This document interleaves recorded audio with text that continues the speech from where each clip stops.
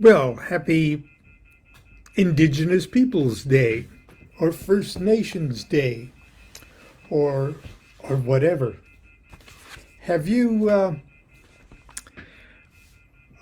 I hope all of you are sort of familiar with this doctrine of discovery. Okay, that's what it's called. It's a uh, something that originated from the church, the Catholic Church, uh, in the like 1400s, that more or less gave the Christian monarchs in Europe, starting with Portugal and Spain, uh, giving them the church's blessing to conquer indigenous people all over the wherever they could find them, and to literally enslave them. It says it right in the paperwork. Enslave them, and of course it's a monstrous thing, but it was the license for colonization, right up until more or less modern times. Even Thomas Jefferson uh, used it as justification, and considered it, in essence, still in force uh, when dealing with Native Americans. It's sort of a terribly disturbing and monstrous piece of history that I, at least in my education, was conveniently left out at all levels of my uh, education. But it's something to look into. Just go to Wikipedia and look up Doctrine of Discovery, and you'll more or less be in awe. Okay. Now, technically, my great grandfather was William Lake, uh, and he impregnated my great grandmother, who was a Scottish rancher's daughter. And this is in the days of the late Wild West. Well, in Nebraska, the late Wild West was 1961. But we're talking 1888, kind of 1880s. And but William Lake was a Roman writer. He was a performer with various Wild West shows. And if the family legend is correct, he worked for Bill Cody, Buffalo Bill Cody's Wild West show, which was centered and headquartered right in North Platte, Nebraska, where my mother's family lived. Okay, and so it's very it's logical that he would be. Anyway, I wrote a song about it and everything else, and my grandfather Dewey was at least physically strongly resembled Native American in his features, and it was always he was the subject of some ridicule because he was the bastard son of William Lake and the McConnell. I call her Claire McConnell. But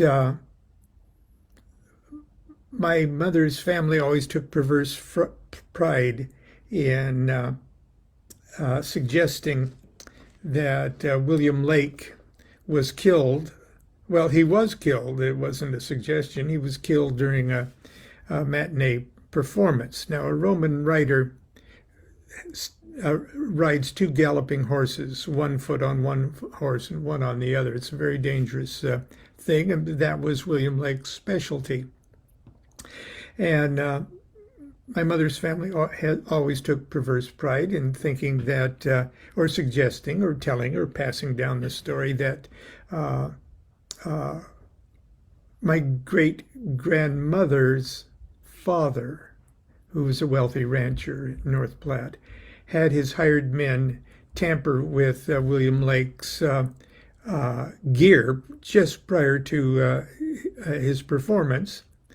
A bridle broke or something went wrong with his equipment, and he fell between his horses and was trampled to death.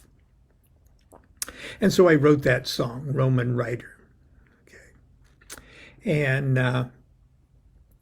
so the idea being my great-grandfather was murdered because of a racially motivated situation, because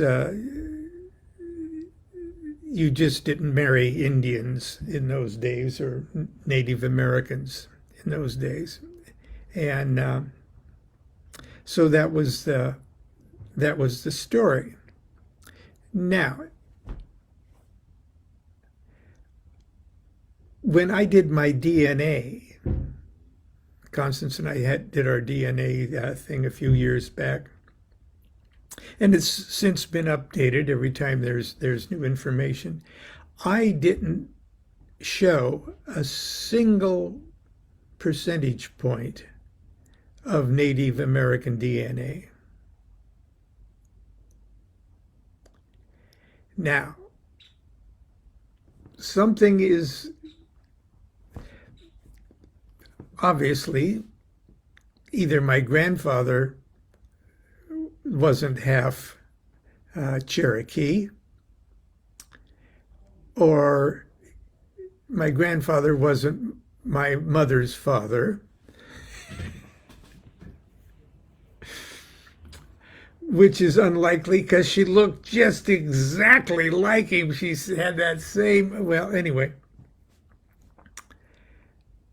So I've been thinking about this. Now, obviously, you know, it's possible that the Cherokee DNA showed up in my brother and not I. But it came to me that it was more likely that William Lake, in order to get a job or as a stage gimmick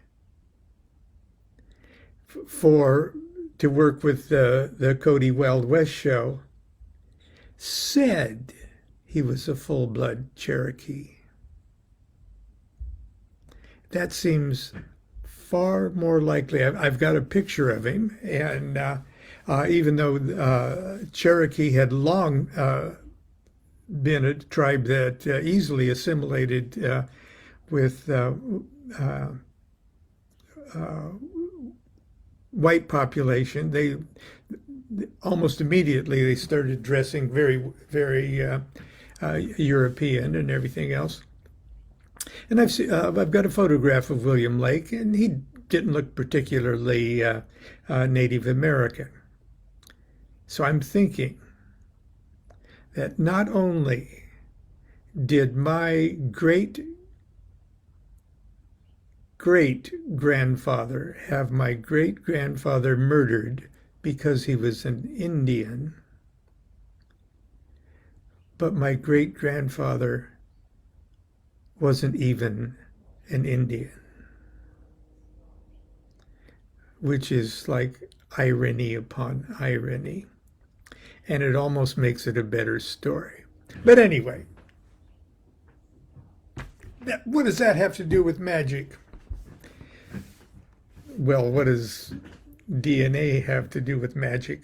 Constance and I both have always, from our own sort of dilettante point of view, always identified with and honored the Native American heritage. When we lived up in Oregon, we were dubbed Smiling Squirrel and Sleeping Bear. I'll leave it to you to figure out who was who. But Constance was born in Nebraska, in Pawnee territory, Pawnee land, ancestral land of the Pawnee. And Pawnee were wild folks. The big park in town was Pawnee Park and things like that. Pawnee would just strip completely naked and paint themselves blue and just go and kill people and eat them. They were so cool. And I was born on Signal Hill in Long Beach, California, but I since found out that Signal Hill was the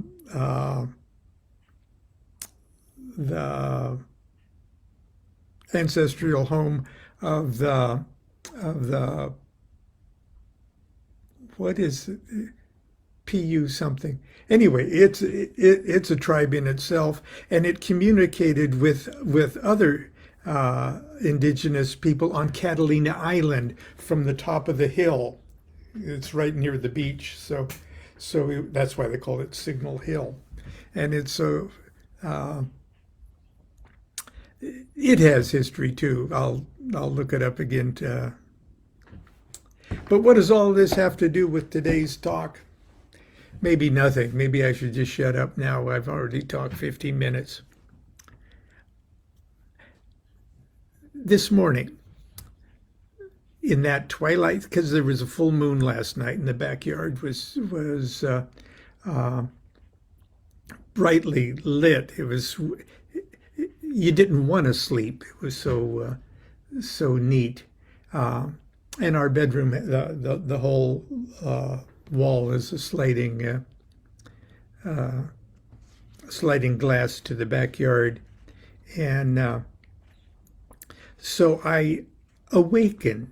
I guess we'd say probably a little closer to 4:35, and I laid awake. And when you do that, you know, you take stock in your life, and it's a bummer. It's always, oh, what is life? You know, but it was almost as if Rabbi Lamed Ben Clifford said, I want you to think about this. So I could say that Rabbi Lamed Ben Clifford appeared in my dream, but it's more like I appeared in Rabbi Lamed Ben Clifford's dream. And because I started thinking about the name of God and how the name is so important in almost everybody's spiritual and religious culture. The name of God is so important. So we've got our Yod He Vav He and our Yod He Shin Vav He's and our Eheyes and our Adonais and then we've got formulaic names of God, as if they're all not formulaic names of God. But they're more abstract, and magic words like abrahadabra, which is this joining of the microcosmic 5 with the macrocosmic 6, and it's almost like if you say abrahadabra, you're literally on one magical plane, joining together the macrocosm and the microcosm. And if you really understand what you're doing when you say abrahadabra, you're shaking the universe. And so I started to think, well, can't I just make up a divine name? Can't I, in my own mind, come up with something that makes sense to me?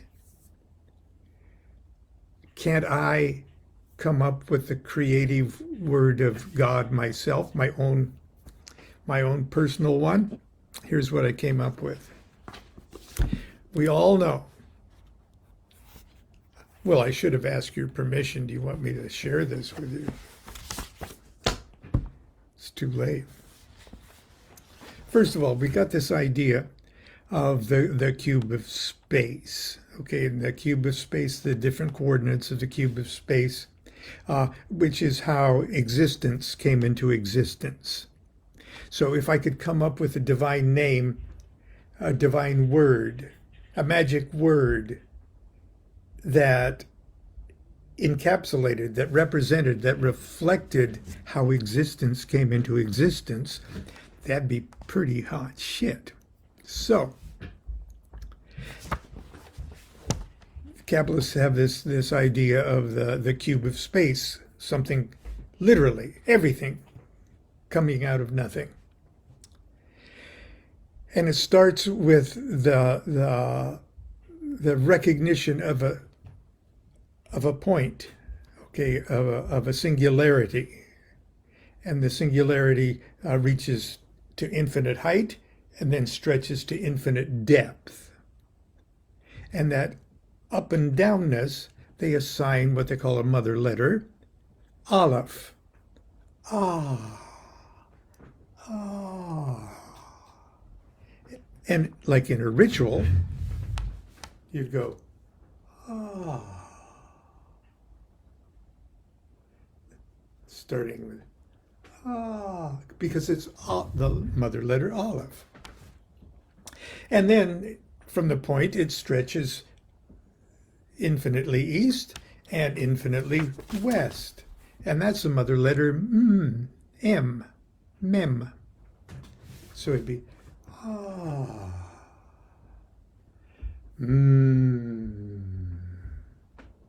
See, it looks sort of like a Kabbalistic cross, doesn't it? So we do, Ata Malkuth, okay. Ah, And the third myth, then it reaches infinitely forward and infinitely backwards, and that's the mother letter Sheen, and that would be like that. However you would do the backward thing. So you'd start off with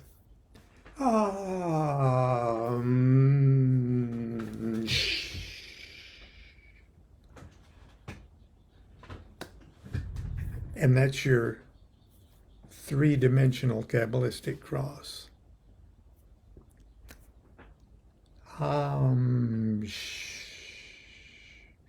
Now, and so let's see if I can. I probably lost my place. Oh no, there it is. Okay, see the Aleph is up down, the Mem is east west, and the Sh is north south. Now, each of those have created a dimension, a pair. Each one of those, Aleph, creates a pair of dimensions, upness and downness. And Mem creates a pair of dimensions, eastness and westness. And Sheen creates a pair of dimensions, northness and southness. And those have Hebrew letters associated to them. They have got 6 more Hebrew letters. At the top is Bet. Ba. Now you can go B, Boo, Ba, or Boo, whatever you want. I just chose a vowel sound A. So upness is Ba. And downness is Gimel. BaGa.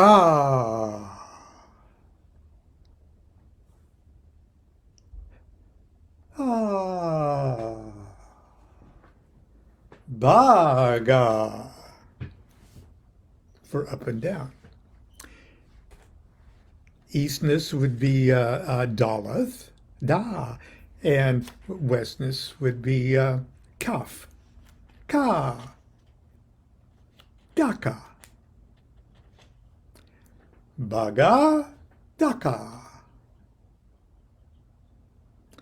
And north and south would be Pe and Resh. PaRa. BaGa DaKa PaRa. BaGa DaKa PaRa. And to seal it all off, now we recognize what that center is, that seventh center thing, which we've left unnamed until now, but it isn't. It's the seventh position, right in the center, and that's Tha, T-H, Tav. So for the time being, this sort of leaves the 12 edges of the cube out.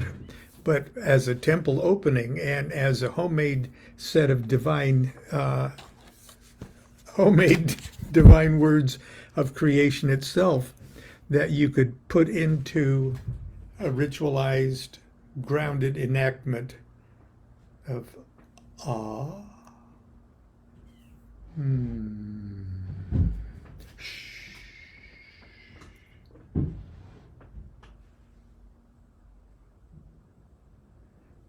BaGa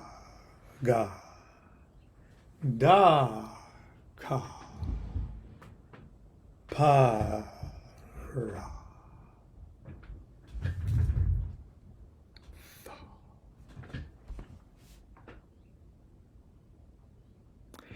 So I asked the rabbi, hey, does that sound cool? He says, yeah. Anyway, who knows? But I hope that gave you a little food for thought on how you might, if that doesn't represent the dynamics of existence coming into existence, I don't know what the hell does. If that doesn't describe the creative mechanism of the Big Bang, I don't know what does. So as far as magical words go, BaGa DaKa PaRa, Tha, I think it's pretty damn good. And I'll leave you at that this morning. Go play with that. And maybe we'll talk about it tomorrow. Until then, continue to be good to yourself. Be good to each other. Do what thou wilt shall be the whole of the law. And BaGa DaKa PaRa Tha.